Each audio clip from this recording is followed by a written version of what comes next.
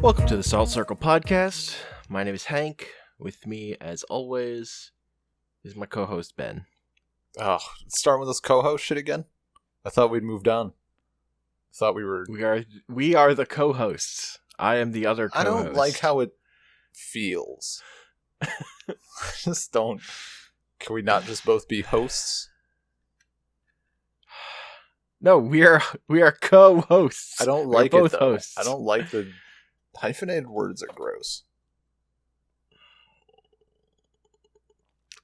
Really? Name one good one. Yeah, that's what I thought. Spider-Man. That's not a hyphenated word. That's a alternative superhero. No, that's why Spider-Man's better than Batman and Superman, because his name's hyphenated. Is it hyphenated? Spider-Man, Am I just like not remembering this properly? Superman and Batman are not. Spider-Man. Well, that I know. I guess I just never. I've never internalized it. Spider-Man is spent one of my enough hours of your life looking at the Spider-Man logo. It's just not. Spider-Man is down there for me on superheroes, honestly. As far as like, and for me, it's all like it's all like superficial, right? Like I have that surface level.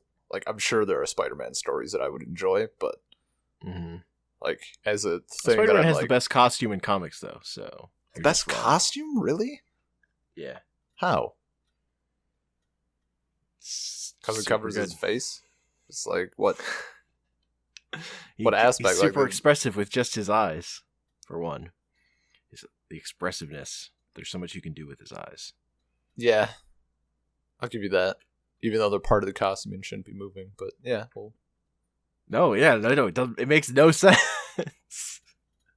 It's the power of comic books, and then yeah, I don't know. It's very good. So we're actually talking about today is completely unrelated. So now this podcast is about Spider-Man's costume for an hour. That would Ready to be go, some Ben? deep fucking cuts. I don't think you could handle it. No, I'd be way out of my element, and I feel like there'd be way too many like images that we'd be looking at. It'd be an image cast. You didn't even know Spider-Man's name was hyphenated. God damn it. I mean, yeah, I don't like that. That's gross. You're gross. That whole wet dream sequence from the Broadway play of Spider-Man is gross. I don't remember that part. I remember the song about shopping. I think it's a thing in other... It has to have come up in like comic or movie or something. He like wakes up after like getting his powers and his like room is just covered in webs. I mean, that's gooey, white, sticky webs. Mm-hmm. I mean, I only listened to the Broadway musical thing through once. Yeah, you didn't miss much. And they might have changed it since I did that. Because they changed the songs a bunch of times, I know. Yeah. They changed the whole plot from what it originally was, even. But yeah. It didn't seem great. No. Wicked was a good good Broadway play. We're talking about books, right? Like that's the... Yeah. Not misremembering. I just want to talk about Spider-Man now, though, but... I shouldn't have said anything. I'd always rather talk about Spider-Man. That's the... I'm like Bruce Banner. You could rather talk about Spider-Man. You can start a podcast with Peter. That'd be cool. I'd be down to talk about comic books all the time. Yeah. I mean, we'll talk about today. Comics eventually. Yeah, your Star Wars comics, whatever. Oh, okay. Not wow, fucking not a real comic? Yeah, well, I don't need to say it. Everyone's thinking it. Not a real fan. Spider-Man ass. Get out of here. Wow. You get out of here. Fucking, I will turn this podcast around. Oh, are we there yet? I guess. We'll get there when we get there. I guess we're there. Yeah, we're talking about books. We're doing Talking about books today. It's like our second episode in the Shit That Influenced Us series. Yes. We've talked about games. Now we're going to be talking about books. Should be a good time. Should be a good time. I think, yeah. Some of them we've talked about in previous podcasts, so they'll probably just be glossed over a bit. I'm just now realizing... Are you saying you're going to bring up Lord of the Rings? It might come up. Is that... Yeah, what? So... What? People are fucking mowing lawn outside, so, timing out of 10. I think I should be able to... I can barely hear it. I don't know. Okay. I see it in my recording more so. Like a noise reduction should be fine. Anyway, moving on. Gotcha. I think the thunder outside here stopped, so... Okay, well... It's good on my end. Yeah, naturally. Well, all I can think about is Spider-Man now, so you should start. Alright. I mean, I guess... Reading for me was... It didn't take for a couple of years, apparently. I don't remember this. I don't remember a time when I didn't enjoy reading, but my parents swear that early on, like, they had to bribe me to read, like, hey, like, if you complete this little book that was assigned for school, if you complete it early, like, we'll get you a little pack of Pokemon cards. And I just fucking blazed through the book, because, like, I can be bought. I can, my attention span, my work ethic, anything really can be purchased. So,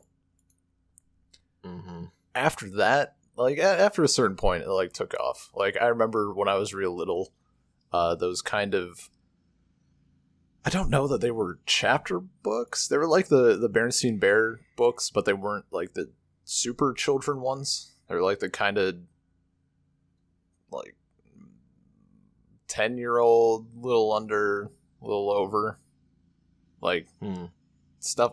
They weren't chapter books, but they were longer. You know, they weren't those like 6-page picture books or whatever. Yeah, like a sentence on a page. Yeah, I guess they were kind of like Magic Treehouse sort of deal. Like, those were the first ones I remember, like, we would need to read things like once a week for school, and so I'd start reading those, then eventually did Magic Treehouse, and then there were way too many Magic Treehouse books, and then I got older, and so I didn't care as much. I don't think they retain... No, they don't hold up well. Like, I don't have any Really? desire. I've like looked back, because, you know, occasionally like take a little nostalgia power trip. I have zero desire to ever hit up Magic Treehouse ever again. So, well, now I hear it. Yeah, no, that makes sense. It's rolling right by my window. Yeah, apartment got some new, not owners, because like the company owns it, but like new managers, I guess, for the complex. Fucking guys do everything so late. They get it done, but like they'll shovel snow at like 11 at night. And it's just like, it's fucking 6 p.m. and they're doing it now. Like, yeah. You don't mow lawn at 6 p.m. You crazy fuckers. Anyway, yeah, no desire to go back to Magic Treehouse. But I think from like 3rd grade on, maybe 2nd grade. Yeah, there was a lot of reading, like in class, staying up late, all that stuff. My first big series that I got into, well, I guess on a technical note, it might be Animorphs. Which you can. Yeah, it's good shit. I was into Animorphs. It was really good, and my tiny ass school library had a shocking number of them, and a lot of, I don't know, I just remember like vaguely in like 3rd grade reading Animorph books, and I was like we had enough that I could even do it chronologically. Like, probably the first 2/3 of the series were in that library at least, or something. A little hit and miss, but you can figure it out. And other kids like saw that I was reading these books, and it was like, oh, this girl is turning into a cat on the cover. Like, this looks so crazy. And they just like picked it up, and it's like number 23 or whatever. They're like, it doesn't make any sense. I'm like, it's a series though. It is a series. Nobody listened. That was definitely what I was reading Animorphs as they were coming out, and then it got like I didn't keep up with it, and then like some amount of time later, I was at a bookstore like, oh yeah, I wonder Animorphs, and there were so many more Animorphs books that had come out. I just felt like, all right, yeah, there were a lot. It's like, what? They're just pumping those things out. They did a lot of Animorphs. Did you ever watch the Animorphs TV show? I looked into it. Like, I think I watched the first episode and noped out. Yeah. Like, way later in life. Yeah, totally. That's how I experienced it. Also, me and my friend played the PS1 game once. Oh. That was real bad. Yeah. That game's bad. Bad times. Bad. Surprisingly, like, looking back, like, shit gets pretty, like, it's pretty dark. It's a pretty dark series. Yeah, I mean, yeah. Just don't think about it at the time. I mean, there's the part where the kid's mom turns out to be an evil alien or something. I mean, yeah. Which I guess like, mostly that's standard young adult fiction stuff. I mean, it's like compare it to Hunger Games. It wasn't even it's like not that dark. It wasn't even like for being an alien though. Like, it was being controlled by an alien. Like, they're meant. What's the right word? Not spirit, I guess. Their being was still inside their body, but they had to watch helplessly as these aliens did all this terrible shit. So that in itself is pretty dark. Like, people got trapped mid-morph. Like, some weird shit. A dude turned into a bird, but like the girl still loved him. Like, that guy was stuck as a bird. He was. He's stuck. He turned into a bird and couldn't turn back. Sad. Tragic. Foul. So yeah, that was like I guess that was my first series that I like got into. And then they had like those extended like Ben's first expanded universe. Like the backstory shit. I gotcha.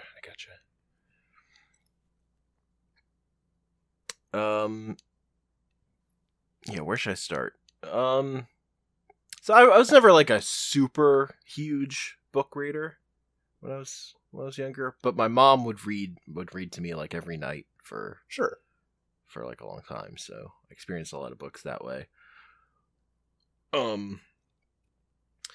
But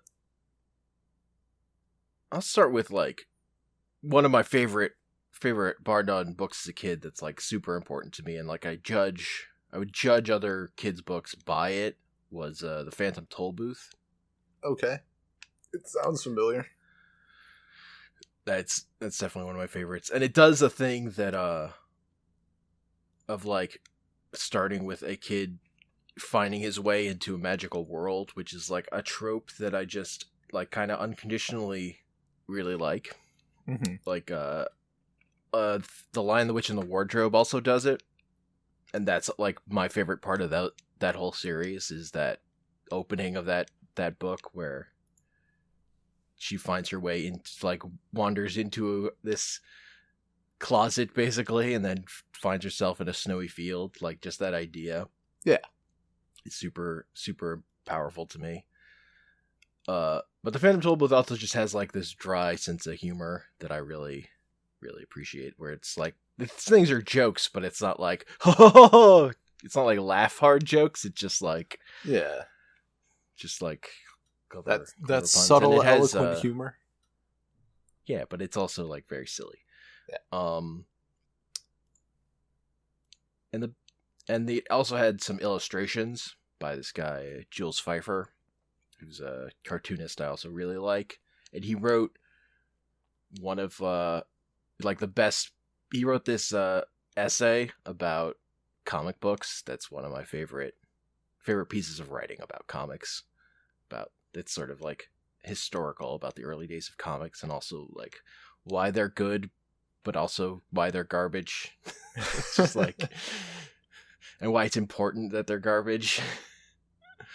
So he's a super influential, and I also like that'll transition to me. And he wrote a kid's book that I also super love, called A Barrel of Laughs, A Veil of Tears, which the big thing about it is that there's this character in it who's like operates outside of the author's control, called Tom, even though the author wanted to call him something else. He didn't want to call him Tom, but then he's like, but I'm Tom. And there's like a fake chapter 6 in the book where the author explains to you that this character is completely out of control. So he's writing this fake chapter 6 to let you know that, like, come on, like, watch out for this guy. I don't have control of him. And there's a part where, like, Tom walks out of the book because he's stuck in this inescapable forest. He just walks out of the book and then comes back in later. So naturally, it's an antagonistic character, and I just love that kind of shit. I love that like, so, like, again, like a lot of things of what I like in books are when the author sort of plays with the format. If you're just giving me a straight novel that's not weird in some way, I can kind of get bored. Sure. Is a fact about me with books. So definitely don't read Sunshine by Robin McKinley. Or maybe I don't know what that is. It is not really a book that, I guess, if it influenced me in any way, it's the first book I read that like really, really drove home the point of just because you like a handful of books by this author doesn't mean they're all going to be bangers. Mm-hmm. Like, I think two of her other books are definitely going to come up. They don't necessarily have to come up now. We're doing this kind of chronologically, but like, I mean, we can do whatever. You can jump around. I only started chronologically because you did. Fair enough. I didn't even start chronologically. I just started at a point. Early point. It's kind of early. Yeah, so it's a vampire book. And I'm like, I read this before my vampire class. should be noted. Cause like I'm down for like vampires, even like a vampire romance sort of thing. I'm down for that if it's not fucking terrible and like Twilight-esque. And it wasn't. I think the story itself is good, but the main character is like a baker at this like little cafe, bakery, restaurant sort of deal. She's not necessarily like, she's not the cook at all. She just does like the baking side of things. Mm-hmm. And they never let you forget it at all. She's at one point like captured by these vampires, and she's in like this old abandoned mansion. She's like chained to the wall while they go take care of this other shit. And they give her like some bread and water, and she's analyzing the bread. Like, it's okay, but they use too much flour and blah blah blah, and like every analogy is about cinnamon rolls, and just there's way too much. It never stops, and it's too much. And I was bored real fast because like 2/3 of the book is just baking. Man. Yep. So that was great. That was the thing. So I guess to get it out of the way, and we can totally gloss over this unless there's something that we missed in the actual podcast about it. Harry Potter was a real early one, like relative to my reading career. Harry Potter was definitely one where it hooked me on the first chapter, specifically because of the thing with there being owls everywhere. Yep. Like that like weird something is just wrong here. Yeah. Like hooked me, and that like reminding me of of that kind of thing that I like. And even though the series really isn't like that from that point on, that was definitely the hook for me. Yeah. Which is weird that it's how unlike that the rest of the series is, that I still stuck with it. I actually just read, maybe it was a Reddit comment.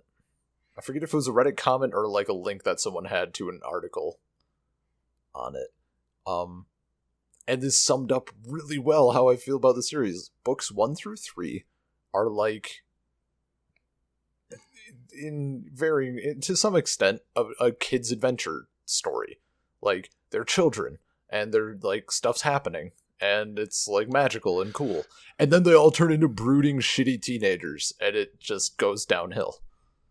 And I'm like, yeah, that's how I feel about this. Like, so. I mean, that felt, again, being like around the age of Harry Potter, that like made sense to me, honestly, that was the direction. Like, that you kind of need to do that. Well, yeah, like, if you look like there's not, but it's just that my big problem with that series is he goes downhill by the end. But I don't think that change is a problem with it as a kid series. Yeah, that's fair. You kind of need to change. I think series that don't change and evolve with their audiences are Pokemon. Okay, that's totally different, though. No, that's exactly. I feel like it's different. Nope. But like Harry Potter, because Harry Potter is like 7 books, and Pokemon has been going for like 1,000 years, and there's games and movies and a show. There's enough. I'm saying there's enough space for them to do both. Like, they could fucking appeal to everybody. Probably have a little room left over, but they don't. Yeah, you're not wrong. And like, it's also like a preference thing. Like, that's just looking back. I just feel like the first half of Harry Potter works better. But that was also my first. I forget if I said this in the other podcast. I probably did, but just my first like controversy around it is surrounding a book series because of the whole witchcraft thing. So like, really religious girl in my class was like, "Oh, you shouldn't be reading that. It's like Satan worship or whatever," because that's what her parents told her. Which was great because my dad is sort of indifferent to that, but like my mom is really, when it comes to books and stuff, she's like, people are stupid. Like, let's read Harry Potter. She did the same thing later with Golden Compass. She's like, I don't know. She got a bunch of emails from like people around school, like, "Oh, maybe we maybe watch before your kids read this book or whatever." And she's like, "This is dumb. I'm gonna read these books." So, that's an appropriate response. Yeah. When it becomes that kind of stuff, you realize how dumb it is when you look at the stuff they allow, but then the stuff they don't. Oh, yeah. 100%. Like the Lord of the Rings was fine for whatever reason, but Harry Potter. Nope. That's because in Lord of the Rings, the magic users are actually servants of God in a way.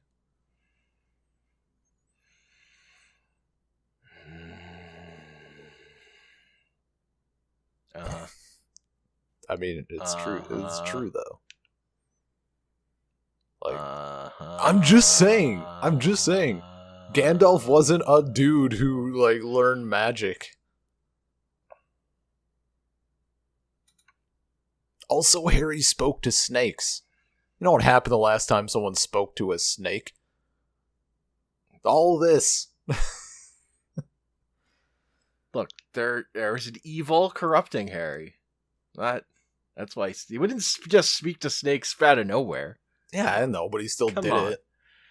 Come on. As soon as that snake was like, "Yo, what's up?" he should have gone down to his local church, confessed his sins, said some Hail Marys. Yeah. No, he's too busy getting locked in a closet. Yeah, that's never spoken on again. All years of domestic abuse. Anyway. I mean, look, he doesn't want to go back there.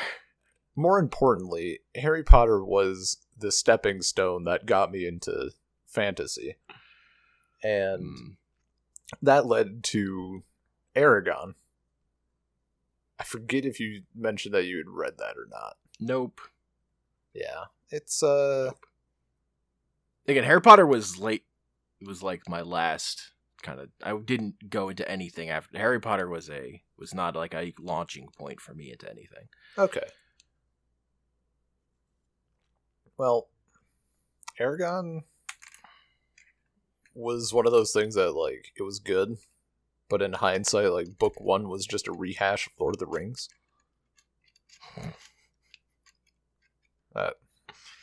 I mean, there's plenty of fantasy fiction that is just a rehash of Lord of the Rings. It's not yeah, but it's like it's pretty direct rehash. Mm-hmm. Like, from plot to just names. That's gross. Aragon, Aragorn, Arwen, Arya. Yeah. Just the progression that it takes. So it's House.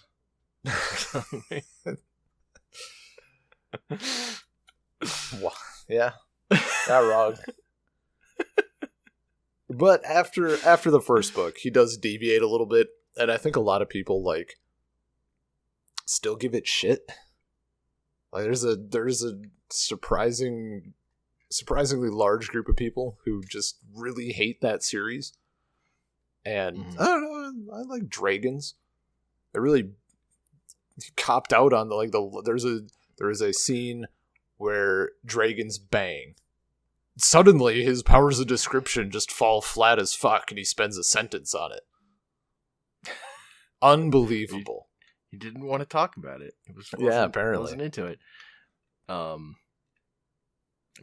don't need description about dragons banging personally. Well, I don't need that in my life. Well, nobody else banged, so by that point, take what I can get. But I'll just say, just because something's a ripoff doesn't mean it has to be bad. Something can be a ripoff and be good. Oh, yeah, no, it's perfectly fine in its own way.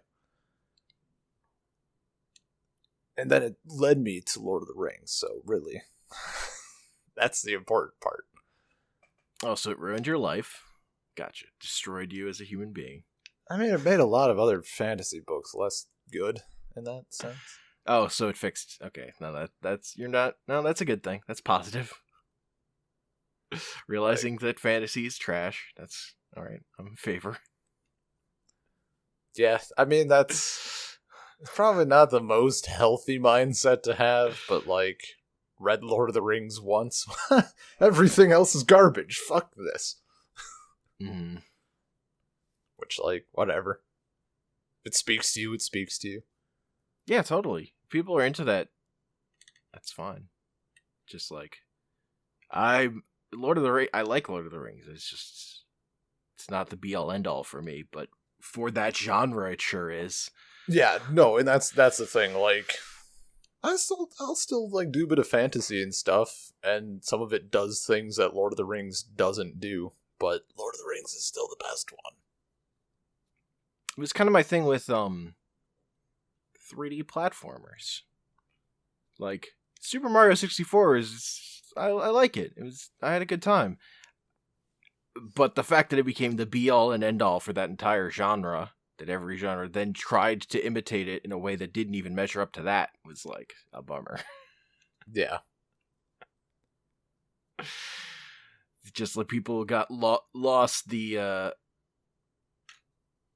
actual like drive to try and see what else the genre could be, and it just became copies of that in ways that weren't delivered diminishing returns and weren't particularly interesting to me.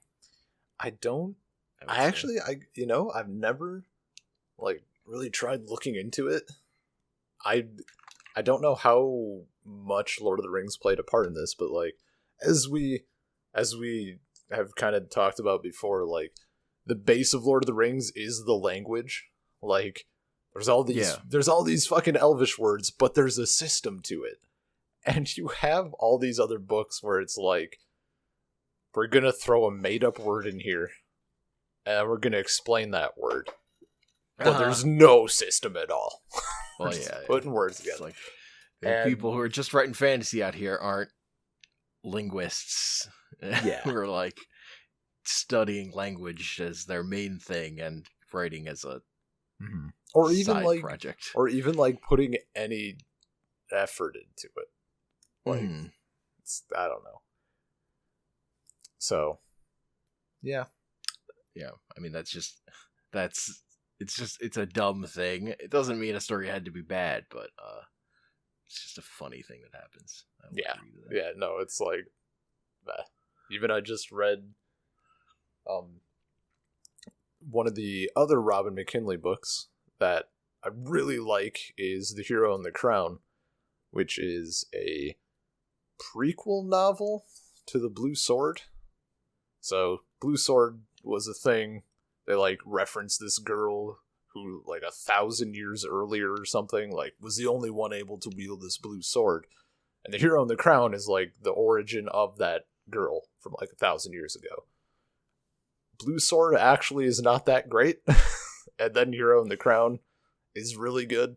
Like just a well done female protagonist who I think you could actually just replace every instance of her and she with male pronouns and it would be totally fine. Like it is just a strongly written female protagonist. And she does cool stuff. So it's a nice short journey. Like I'm kind of at the point where one of the first things I do with like a fantasy or sci-fi novel is check if it's part of a series, and if it is, I leave it because I don't want to invest the time. Yeah, that's fair. There was a book I really liked as a kid that was A Wrinkle in Time. Oh, yeah. But which the movie came out this year and is awful. It's garbage, terrible, bad movie. What? It feels like it was made by people who don't know what movies are. It has Oprah Winfrey, though. How could it be bad? It's really bad.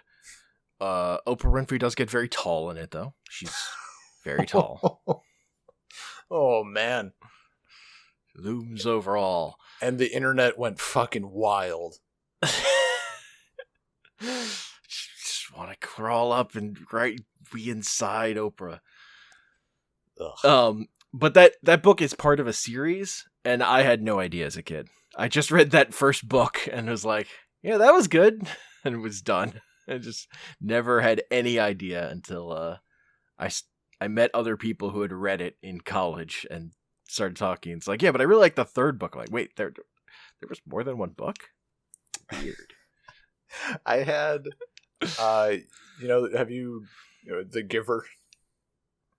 Dude. I'm aware. I never read it. Yeah. I think it was. There were several instances throughout middle school and high school of everybody's going to read a book. Here is a list of books for you to choose from, and then you they're 6 or 8 books or whatever, and you pair off into groups based on what book you chose. And in somewhere in middle school. The Giver was one of them, and I read it. It was really good. Like I enjoyed the concept, and it was just well done. And later found out there were 2 other books like set in that universe, and one of them was directly related. Like they mentioned some character names. Like there's this other stuff going on. The fact that I can't remember any of them should tell you how good they were. But I just remember there was this other girl in my grade who also really enjoyed reading. Like she just burn through all of the books at the library pretty much, like in a kind of gross way. Didn't even check for quality. Just read anything. And she didn't believe me. She didn't believe that these books were sequels of a sort to The Giver. And they were. Like it's the same author, and he says she says or whoever they're part of the thing. I don't know. It was frustrating. Your first experience of someone denying reality. Yeah. It's pretty surreal. It's a thing.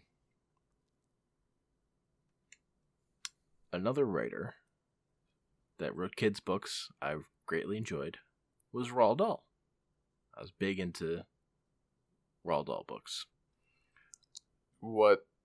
Like, give me some titles. Charlie and the Chocolate Factory, the All right. BFG. Okay.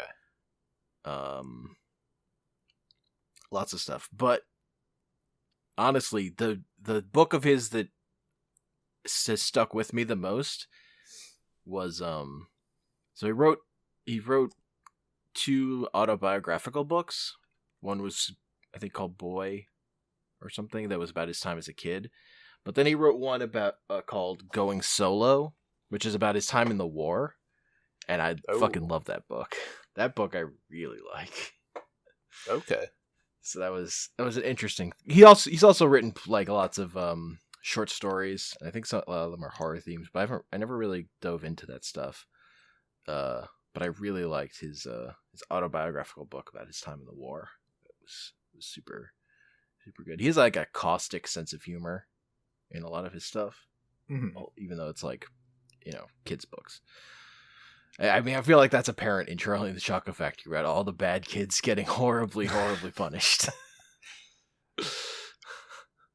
I like that that harshness. I mean, they all like. Well, one girl was just purple. Her kid was really like flat and tall. She was purple and like she turned into a blueberry, right? But she like didn't they deflate her up? Or, like juice her or something? Yeah, I mean, nobody died. Nobody died. Yeah, see, there you go. Nobody died, so how bad was it, really?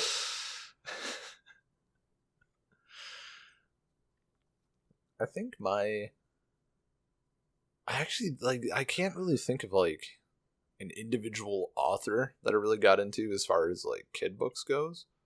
I guess like, looking back, I read a surprising amount of, what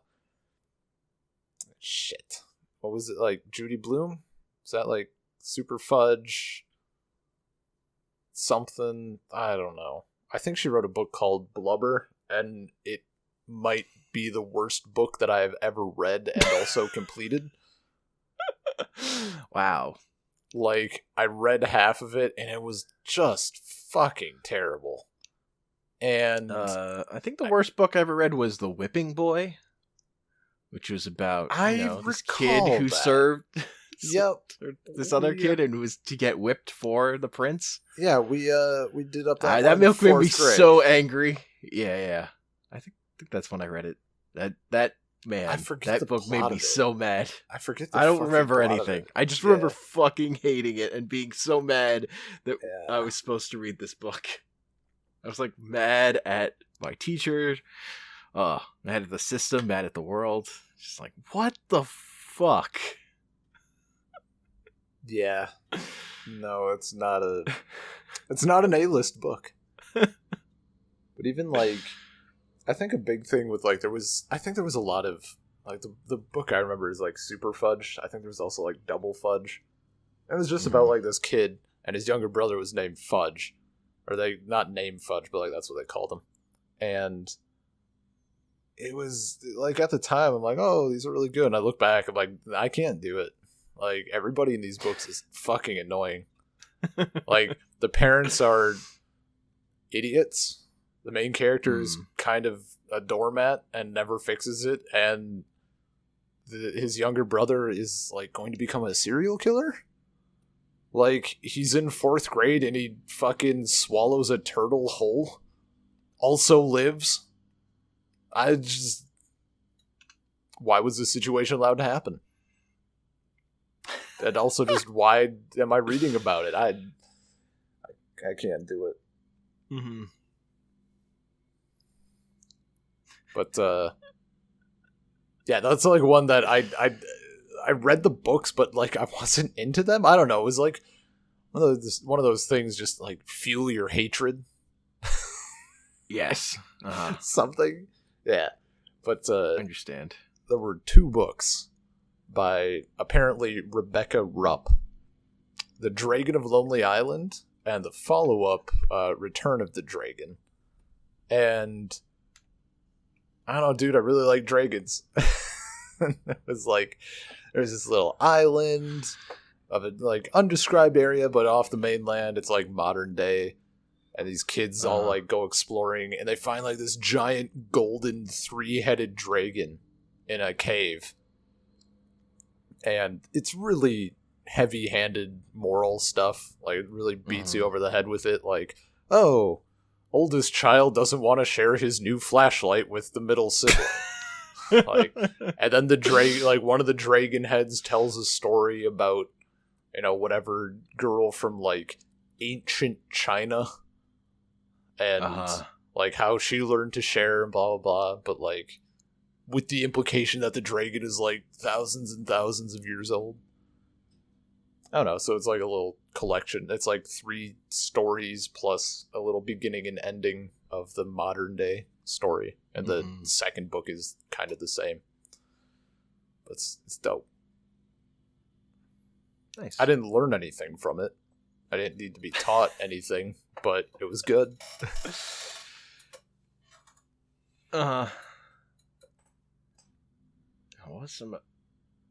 There's this book, The Borrowers, that I really loved. Yep. I saw like the movie adaptation and also the Studio Ghibli film. There's a Studio Ghibli film about The Borrowers? What? I think so. The Secret of Arrietty. They're like little people who...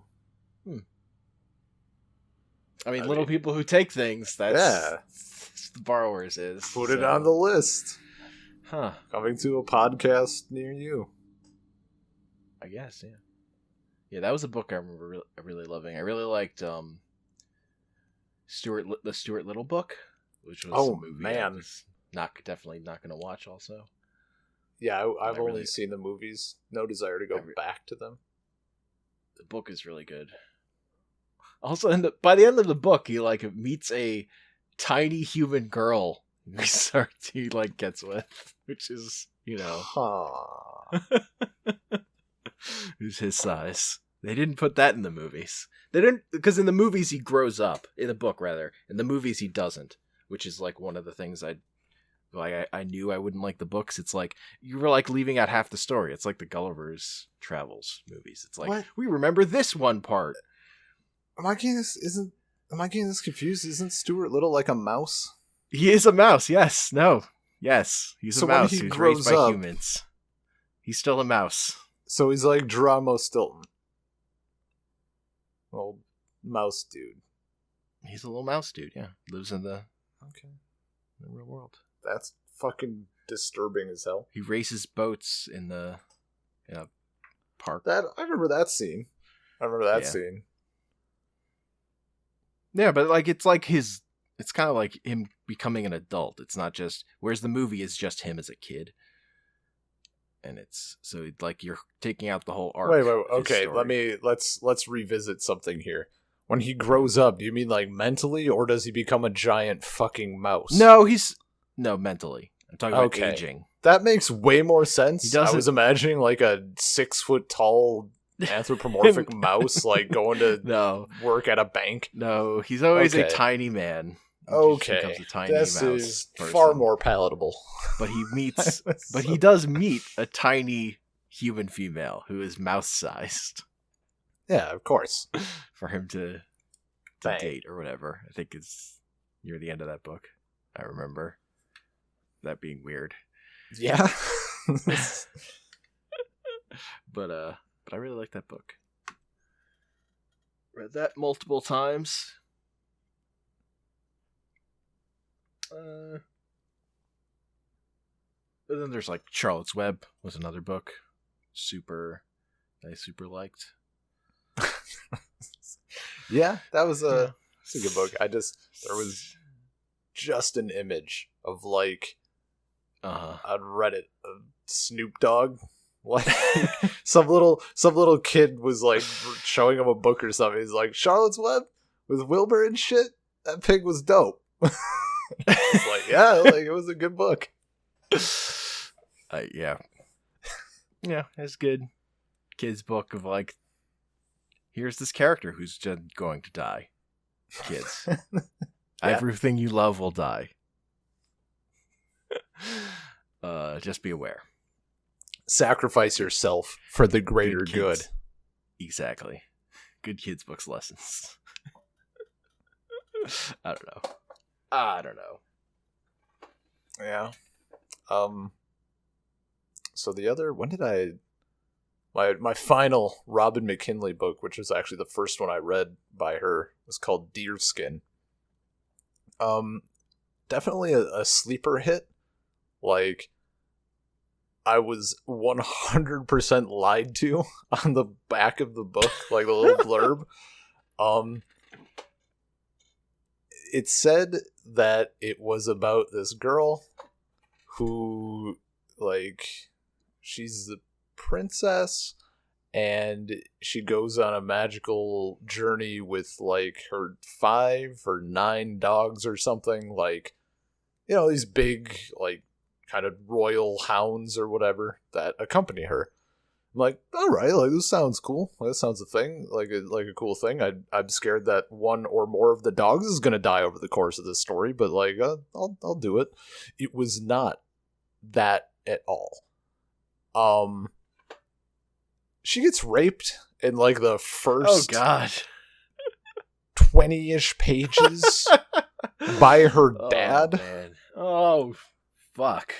And the next, like, there is a brief bit at the beginning and a brief bit at the end, and the entire middle section of that is just her dealing with this. Like, the trauma of it. And it's horrifying.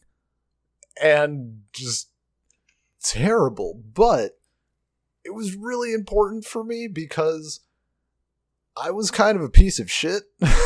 Like, just had the hardest time empathizing with victims, and not as a choice, but just like there wasn't that level there. And I finished this book and was like, oh fuck. Like, literally completely shifted my worldview in a very good way, but it was not a magical journey. Like, God. I mean, that's why fiction like that exists, kind of, right? Yeah. It's to, like... very well done. So, like, it worked. Oh, it worked. Like, I just, you know, like, when I settle in and get all comfy on the couch on a Saturday, like, I wasn't ready. But, yeah, real good shit. Sounds like a fun, delightful romp. Yeah, I can't wait for the movie. God, that would be... I mean, it would also be, like... It'd be a good movie, but also, like, terrifying. Because it's, like... It's not... It's like a... It's not first-person narrator, but it's, like, third-person from her point of view. So it's really disjointed and just, yeah, terrifying. But yeah, real important. No dogs died. That was a thing. Oh, weird. Yeah. Yeah. So, I like the back of the book just, like, did not prepare you at all. No, dude, it doesn't say shit about it. It was terrible.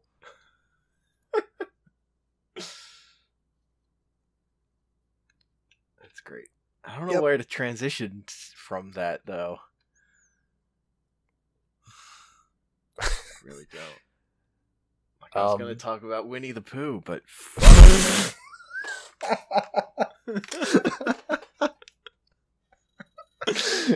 I mean, she has a honey, yeah.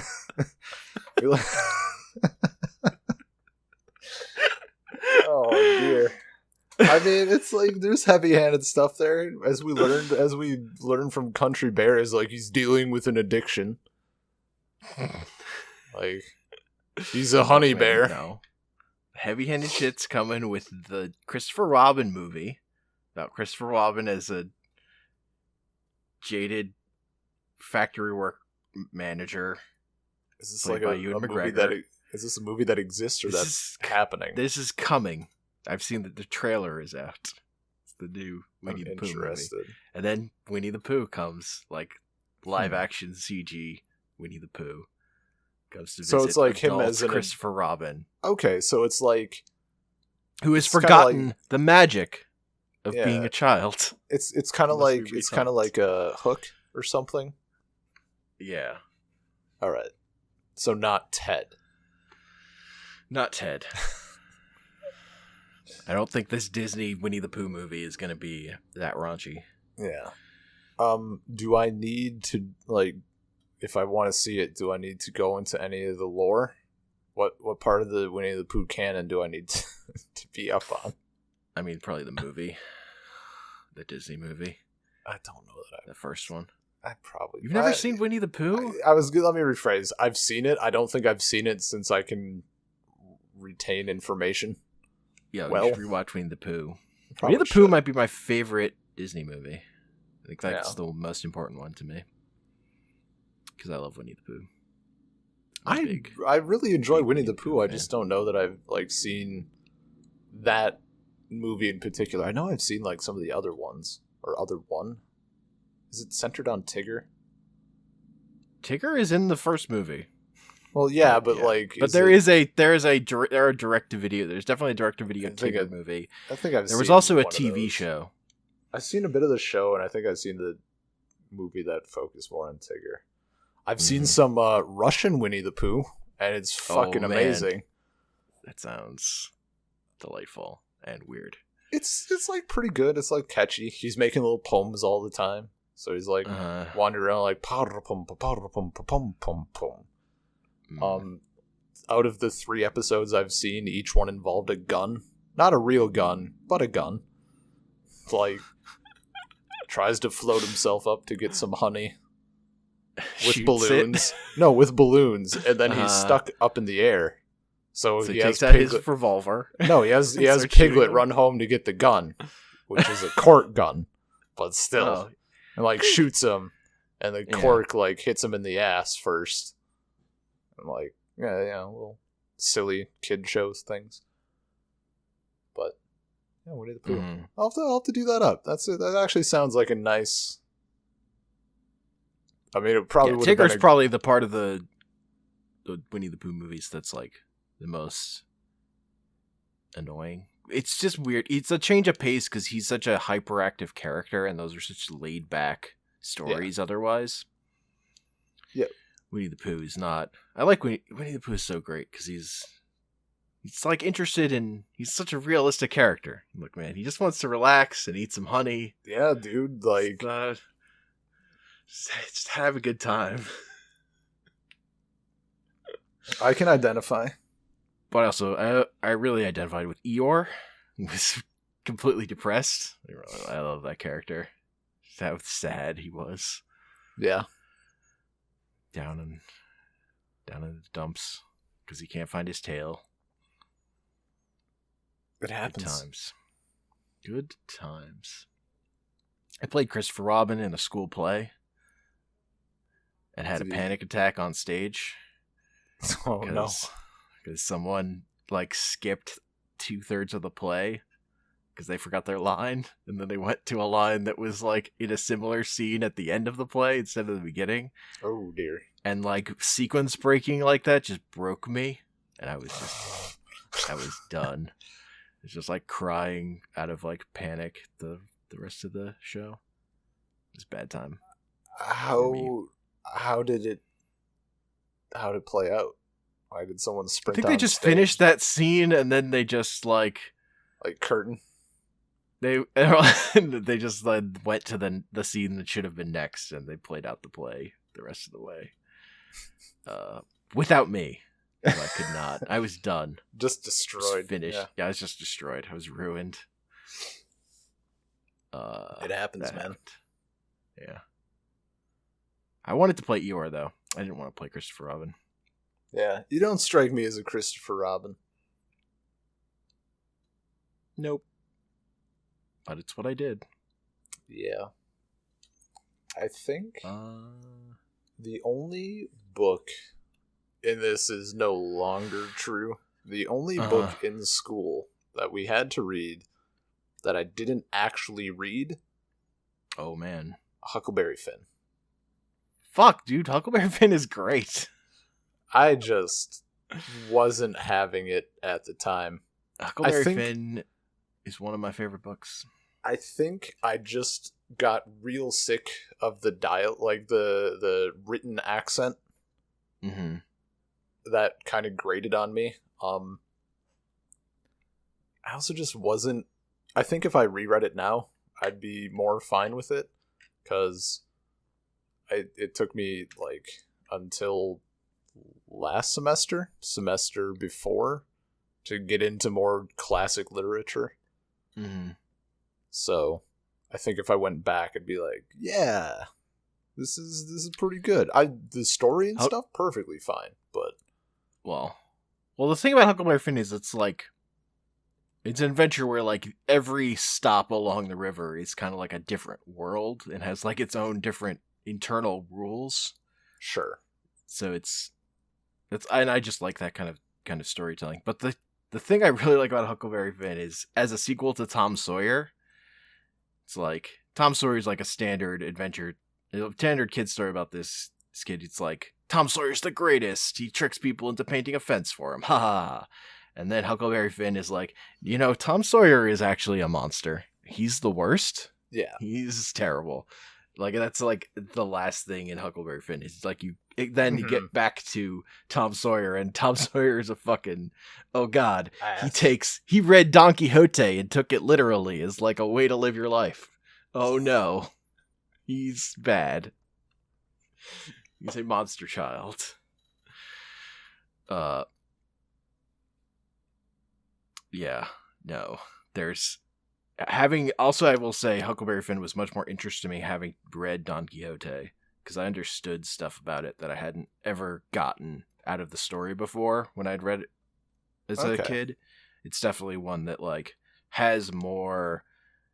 There's more going on there than I first assumed, and it's easy to also read that book and say it's kind of bullshit because there's a character death that then gets undone at the end, and it's like, that's super cheap.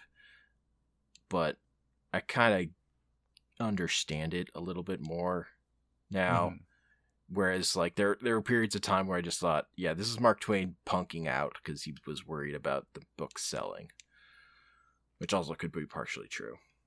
Mark Twain had money problems because he lived an extravagant life and also invested all his money in trying to make a printing press that worked like how humans would set type. So it had all these mechanical arms that would individually pick up type and put them in a tray. Just this insane way of solving it. It's a great example of, this is how you shouldn't solve a problem. You shouldn't try and solve this problem by mechanically doing the thing that's always been done. You should figure out the way to do it more efficiently. Whereas like actual printing presses just create one piece of type that has all the words on it. All the letters just in sequence as one big thing, rather than actually individually picking up these little pieces of type with mechanical arms. That's a nightmare. Yeah. No, they're good. They're good stories about Mark Twain's printing press. Actually, I think Samuel Clemens. Yeah, whatever. You're not wrong. His name was Samuel Clemens, but he's Mark Twain. He's Mark Twain. Come on. I do, like, recently, within like since the semester that I had, even I had two classes simultaneously that are meant to be taken, like one first semester, one second semester. It was English 211 and English 212, and 212 was like romantic to 21st century or 20th century literature, maybe. British literature, I should say.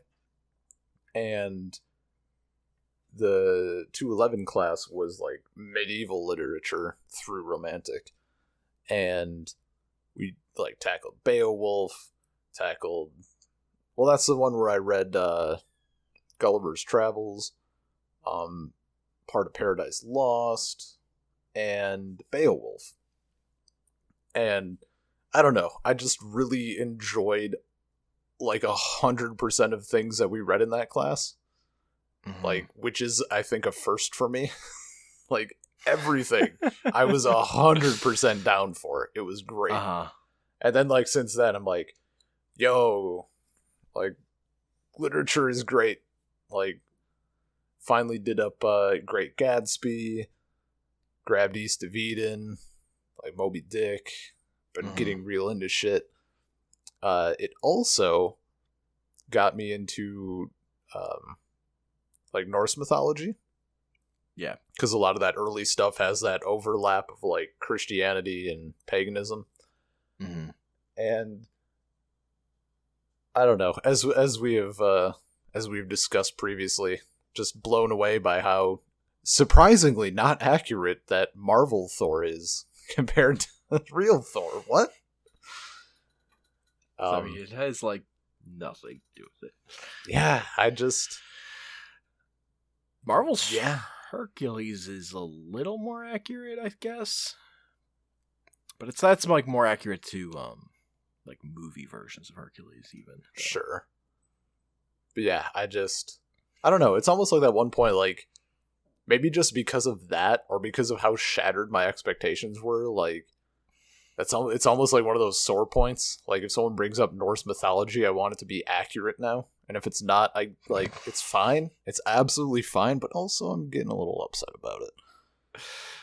Like Lord of the Rings. Totally fine to take some liberties. Marvel Comics lore was also created by the guy who's like, I'm going to do a story where the Fantastic Four meet God. And here he is, this giant purple dude who has a big G on his chest and wants to eat the earth. Hell yeah, dude. So is that not what God looks like? Look, I'm just saying that's Jack Kirby. Galactus is Jack Kirby's version of God, so maybe give him some slack on the Thor thing. Oh, no, totally. I guess most recently I'm looking at God of War. Gotcha. And I won't talk about it at all. But I read a bit because there's almost a 0% chance of me playing it in like the next 10 years. So I'm like, I'm curious. PS4. Like, yeah, it's just very doubtfully going to happen unless I somehow stumble upon one. Mm-hmm. So I like read it up, just to see like a little bit, so I can at least keep up with the conversation if it happens. Yeah, it's there. There's some liberties. I'm not a fan of them. I recognize that might be a not great way to think, but there you go. I mean, yeah, whatever. Judging a game you haven't played based on stuff you've read. No, it's not. Also... It's not judging the game. It's just judging like. I don't need to play the game. Whatever. Here's my question: Did they turn a spider into a sexy lady? I don't know. I haven't played the game. I don't know. That's the lore thing of a recent game that I thought was super dumb. So that's my standard.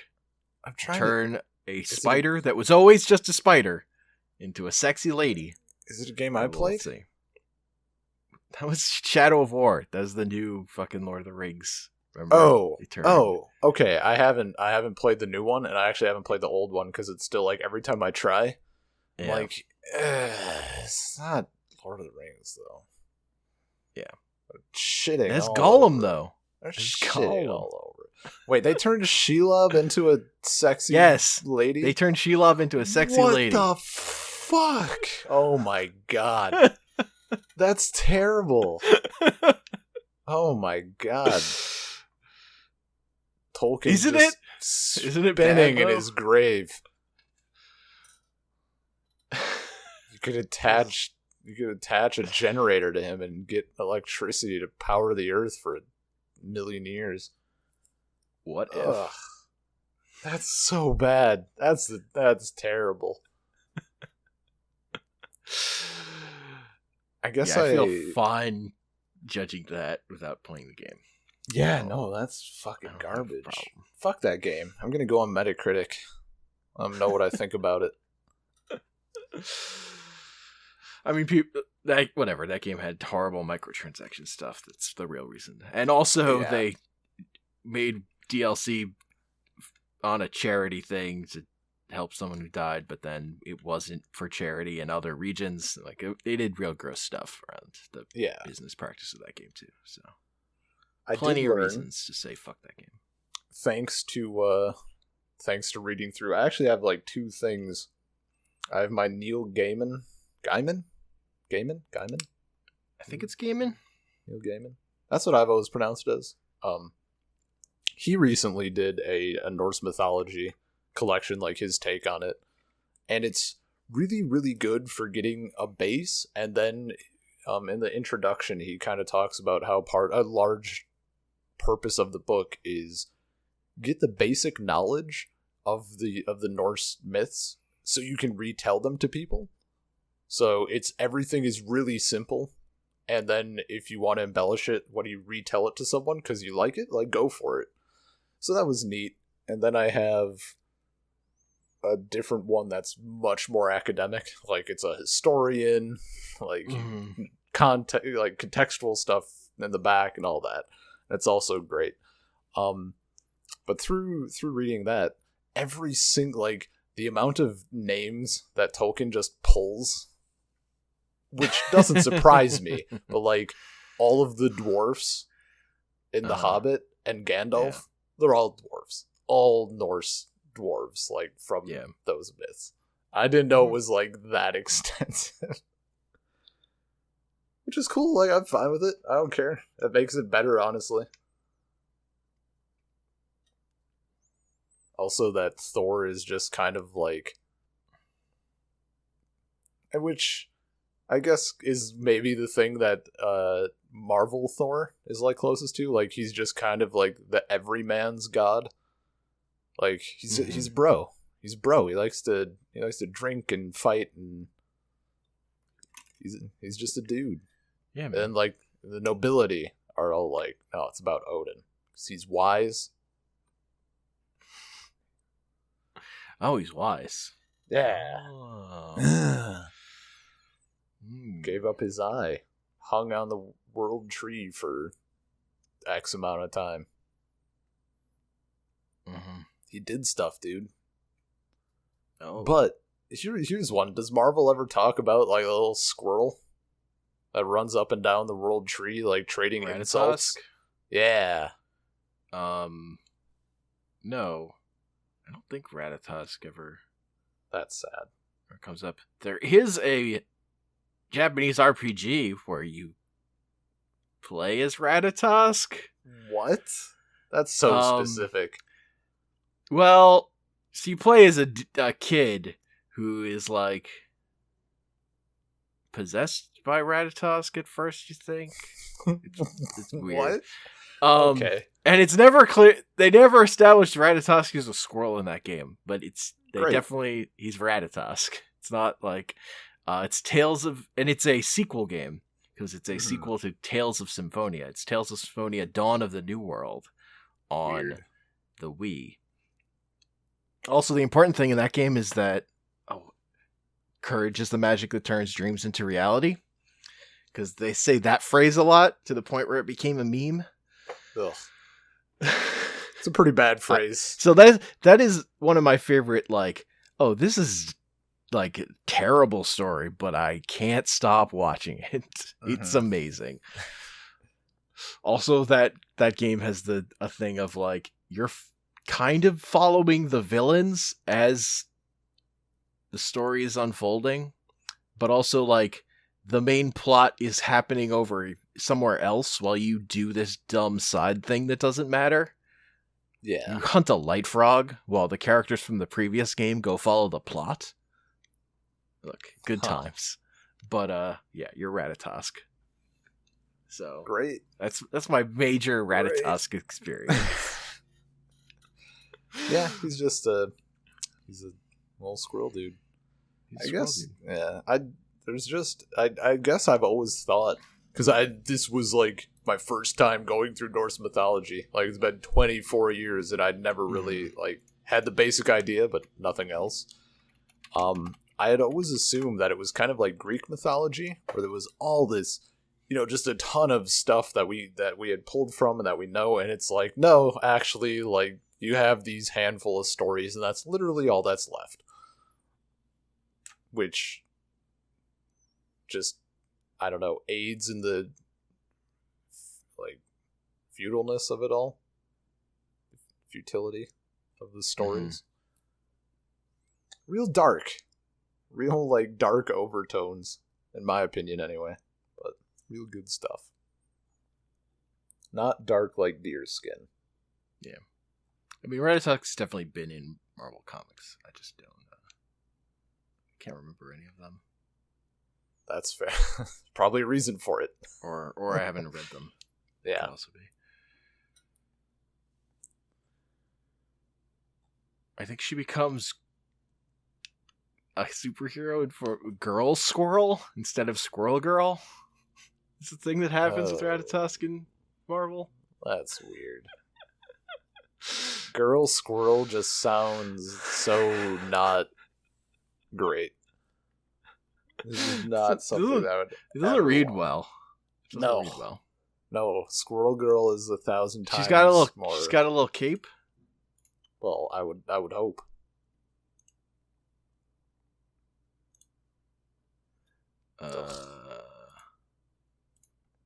Here. Oh. Send you a picture.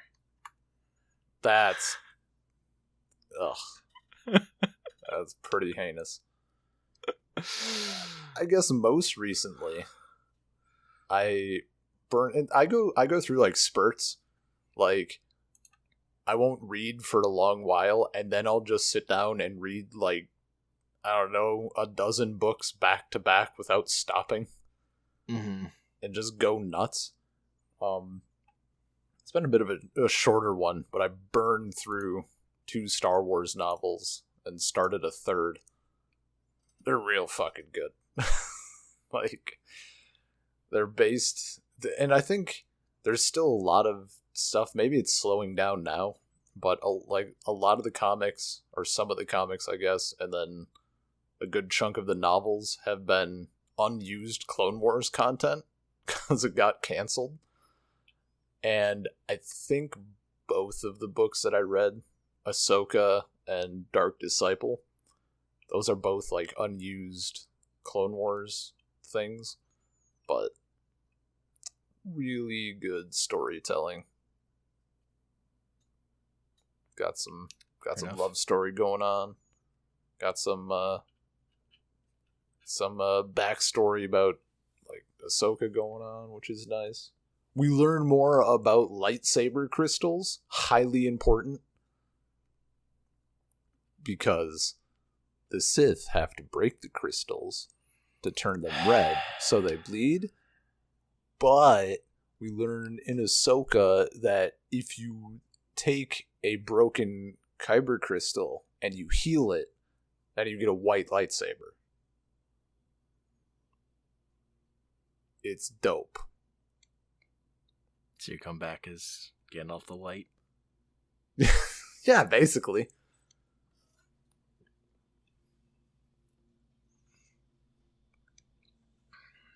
Defeat the Balrog. Yeah, man. Defeat the Rancor. Yep.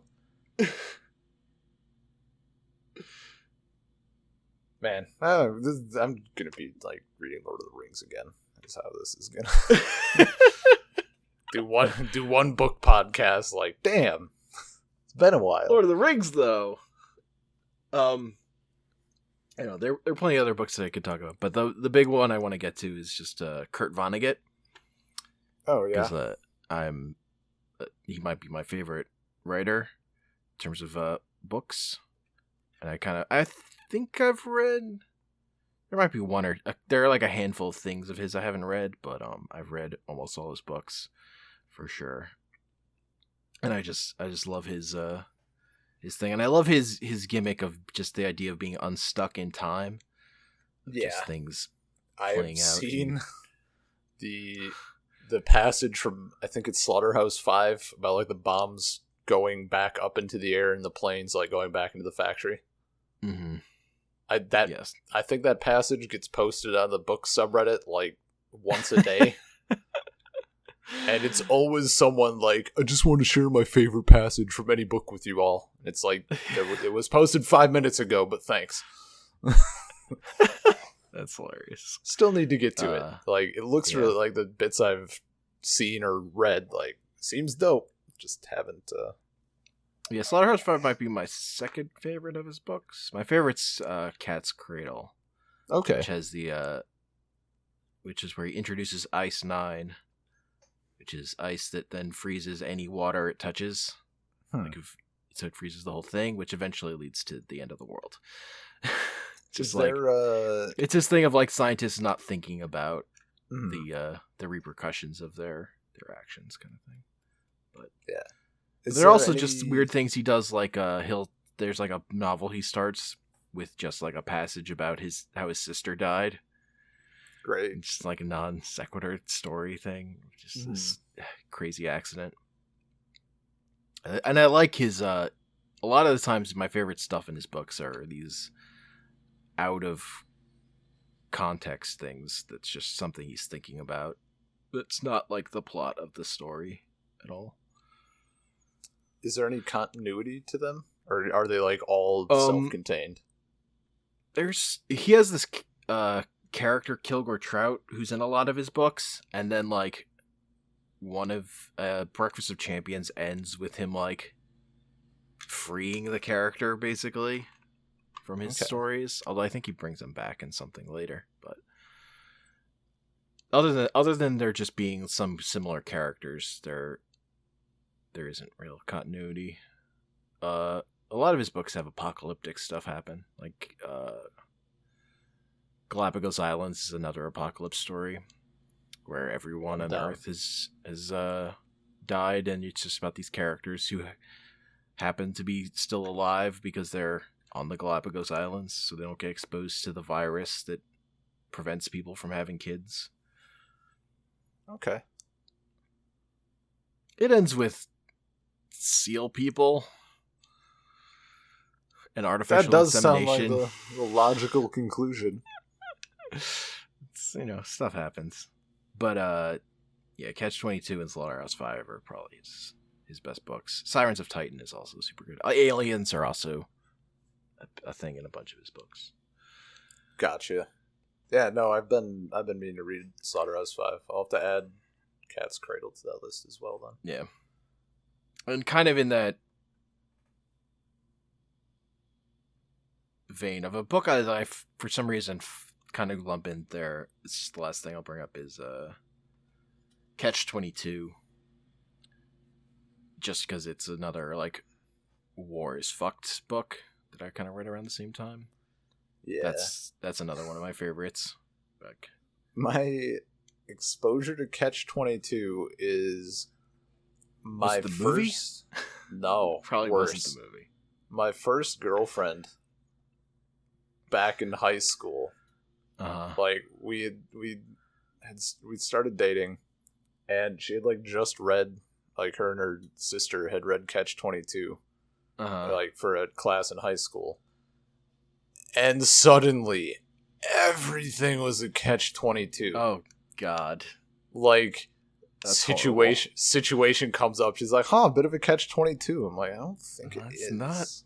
That's not even like sure that it is. What that book is about. That's fucking weird. Yeah, just a phrase that happens to. It's like people who read 1984 and the only thing they get out of it is like doublethink or something. Or Soma.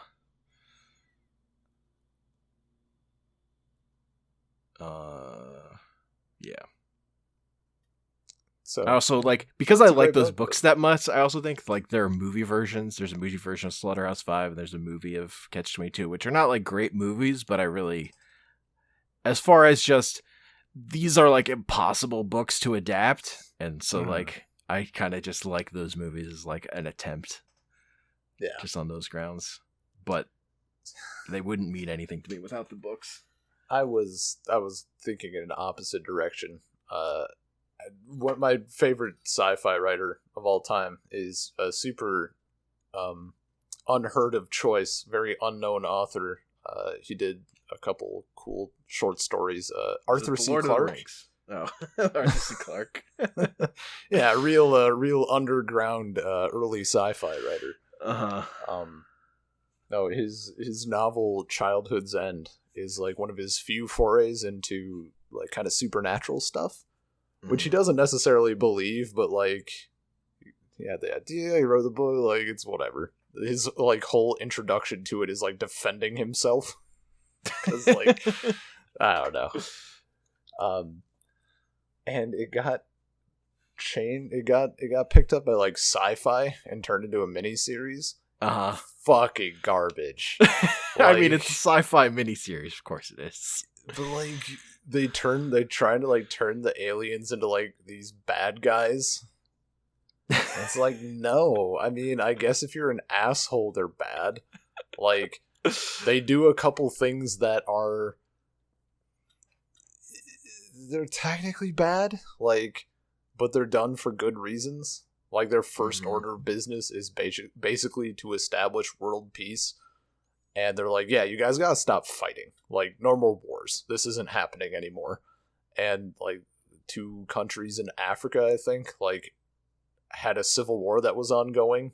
And they're like, no, we're still gonna do this. And they, like, attempt to keep fighting, and instead the aliens just block out the sun in that area. Like, completely. Like, devoid of light or warmth. And yeah, no, it's a completely, but it's good. Like they're trying to like advance humanity instead of this whole thing. But no, in the series they're just alien dicks. For like, we don't have any movies like that at all. So that's not great adaptation of a book that I really like. That happens. That is it's almost like some adaptations don't understand the garbage that they're making. Yeah. Or are poorly 100%. Made.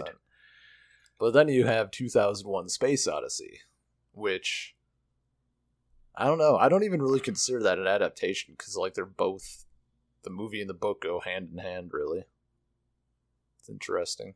I mean, Kubrick basically didn't give a shit about the source material when he was adapting things.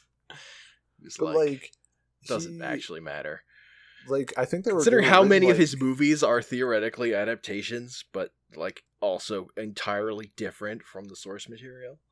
Well, the thing with, as far as I recall, and I might be wrong on this, who knows? But as I recall, for 2001 Space Odyssey, Arthur Clarke was like writing the book as he was writing, like helping out with the screenplay. So it was like a two-headed joint, I guess, effort. Yeah, I think of that more as we started from the same idea, but we made 2 entirely unrelated things. 2 different things. Well, I mean, yeah. I mean, that's like what the movie Kick-Ass was like written at the same time as the comic, so they kind of have nothing to do with each other, despite having the same characters and starting point. I mean, I guess, yeah. The 2010, I think, is more like the book it's based on. Sure. In that it's like way more of its era and political, also. Mm-hmm. Well, 2001, that's based on. I guess, yeah. They were both like pulling. It was a short. The original like theme of that was a short story called The Sentinel. Sentinel. So that probably makes sense then. Yeah, but I mean, like Doctor Strangelove is theoretically based on a book, but it's not. You know, I this saying Doctor Strangeglove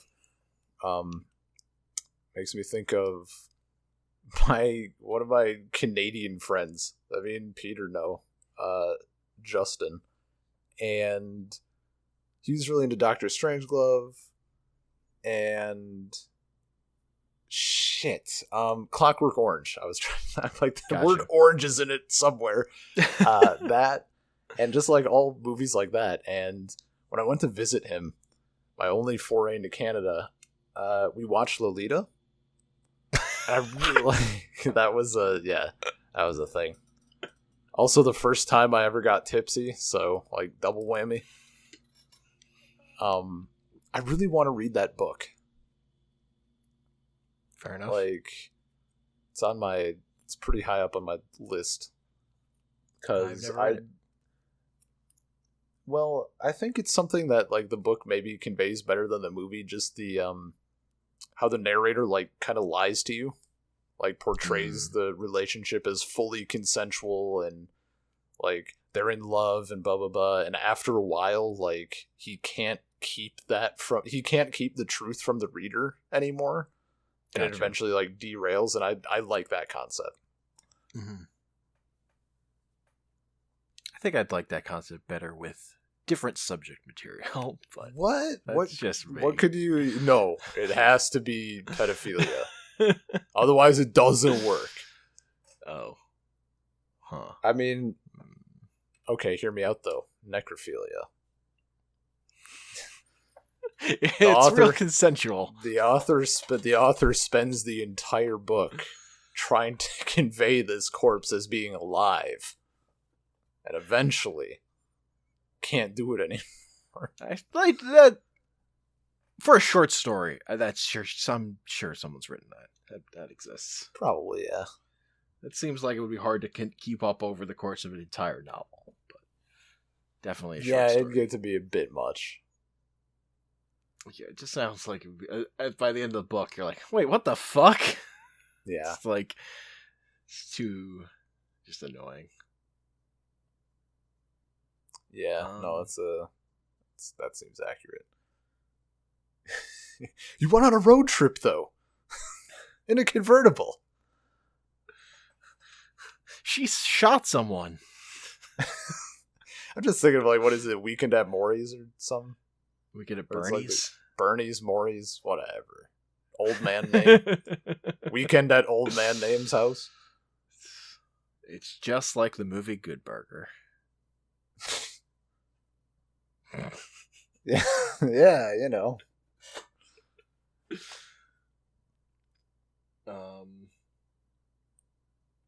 I think that's a podcast. Like I could keep going, but yeah, it seems like a solid podcast. Good stuff there.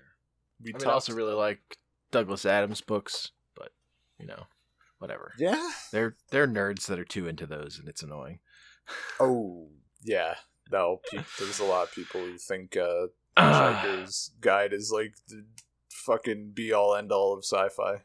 Yeah, and I really like those books, but I even like the fourth and fifth ones, which are less good, but are also just they're weirdly solid. Different. The fifth one had the problem of him dying. Yeah, it's that feels unfinished. It feels like it needed some more work. Yeah, I also don't know like what a better ending would be. Is my thing. Like I don't know what I wanted. It's not even the ending. It's just like I think it needed some editing. Like it needed another pass or something through it also. But I don't have a problem with that ending. With everyone dying. Yeah. Yeah. Happy podcast, everybody. Happy podcast. We did it. So, you can email us at saltcirclepodcast@gmail.com. If you have any ideas for topics, send them. What do you want? Not that we're desperate for ideas. Look, we have a month planned out. It's fine. We have plenty of content. So much content. The greatest content. Yeah. Unfortunately, too many of our plans require doing work. So, reading No. and watching stuff. Shoot us ideas that you want us to, I don't know, shit on or engage in for an hour. Yeah. Yeah. That would be a great podcast content. Just, man, this topic is garbage for an hour. Ask a question and say, wait, what a dumb question. You can find us on soundcloud.com/saltcircle, on Twitter @saltcirclepod, on iTunes, Salt Circle Podcast, Stitcher, Google Play Music, same thing. And I'm on Twitter @comicpanels. And I'm on Twitter @bean_LP. Spider-Man is the greatest. Oh, fucking guy. I should have known. I mean, you should have. Fuck hyphens. That's on you. It's on. Fuck hyphens, though.